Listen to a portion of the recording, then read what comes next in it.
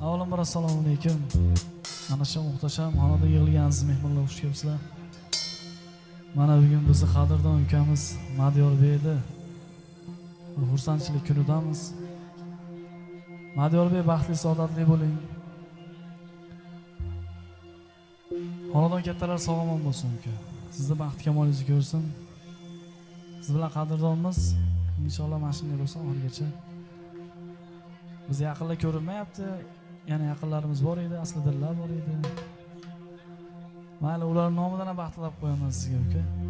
Baxtli saodat bilan o'tirib olishingiz uchun rahmat. Mendagi bir havas